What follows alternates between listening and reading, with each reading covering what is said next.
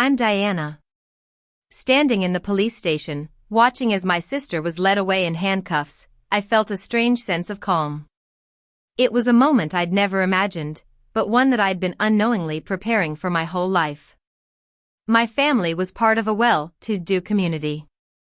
My father, Henry, was a respected banker, known for his stoic and reserved nature. He always believed in maintaining a proper image in society and thought that family harmony was best achieved through silence. My mother, Lily, was a socialite who loved throwing grand parties and was extremely particular about how things were done.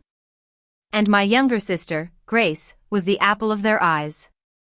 She was charming, flamboyant, and always got away with her mistakes. I, on the other hand, was the responsible one. I had a stable job as a project manager, which required me to be organized, patient, and a great problem solver. Over time, these skills seeped into my family life.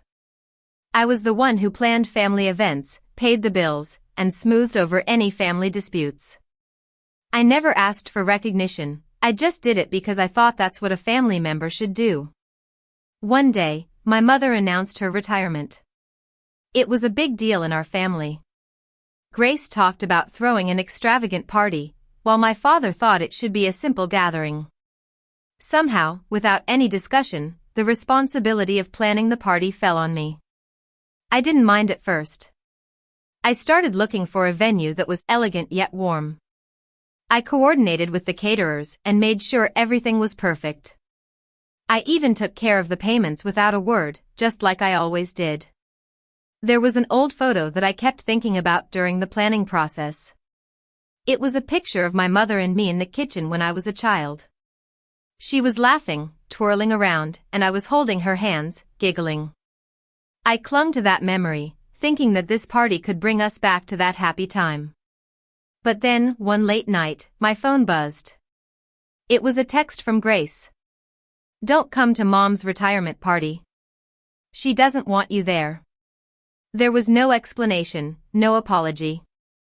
It was like a cold knife stabbing into my heart. And to make it worse, my father liked the message.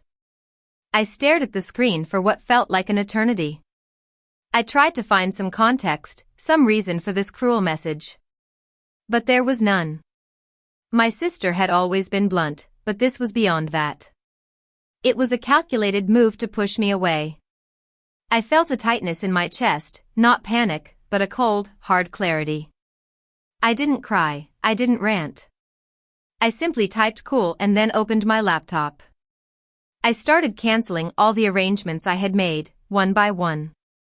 Each click was a release, a step away from the role I had been forced into. The next day, I waited for an apology, a call, anything. But there was only silence. It was a deafening silence that spoke volumes. They thought I would just go back to being the family's problem solver. A few days later, the messages started coming in. Grace accused me of being dramatic. My mother asked why things weren't moving forward. No one asked how I was feeling, no one acknowledged what they had done to me.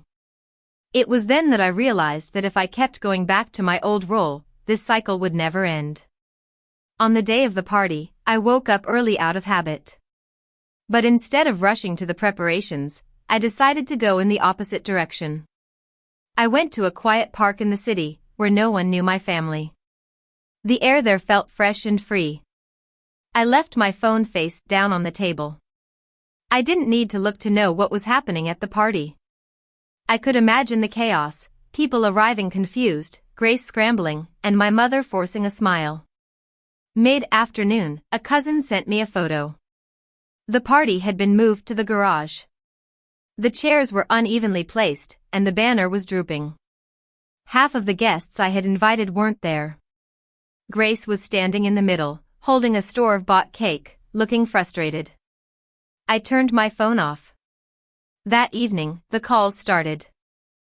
Grace was angry, accusing me of ruining everything. My mother demanded an explanation, as if she had no idea what she had done.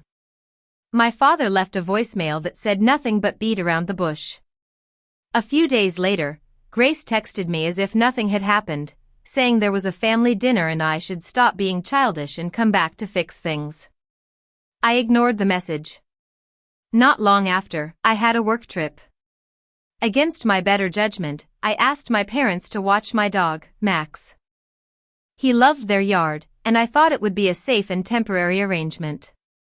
When I came back, something was off. There was no barking, no sound of Max's nails clicking on the floor. My mother opened the door, avoiding my eyes. "He's gone," she said.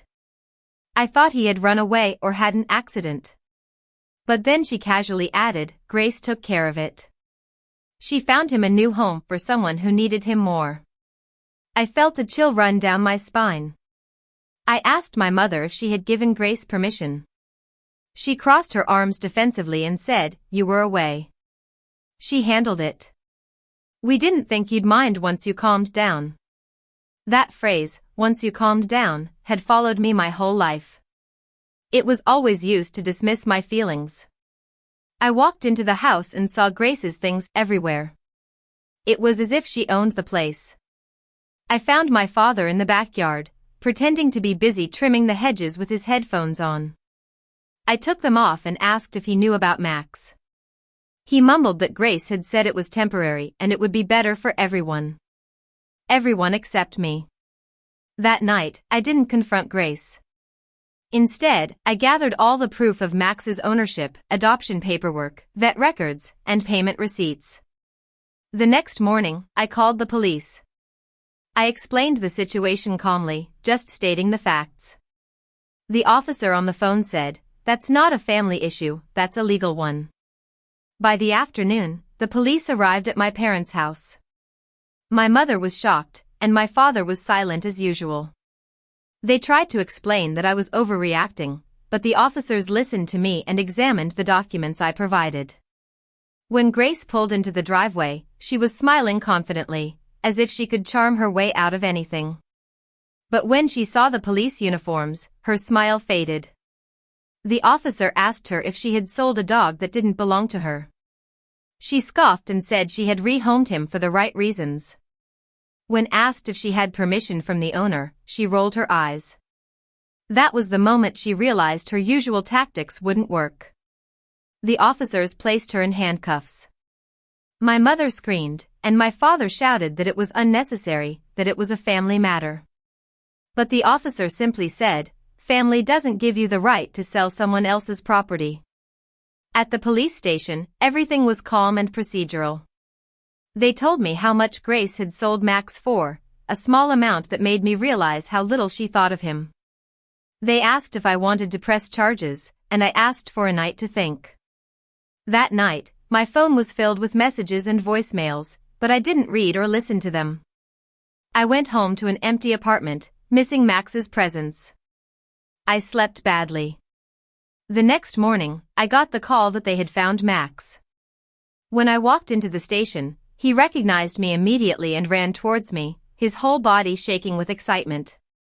I dropped to my knees and hugged him tightly. I decided to press charges. My parents were shocked.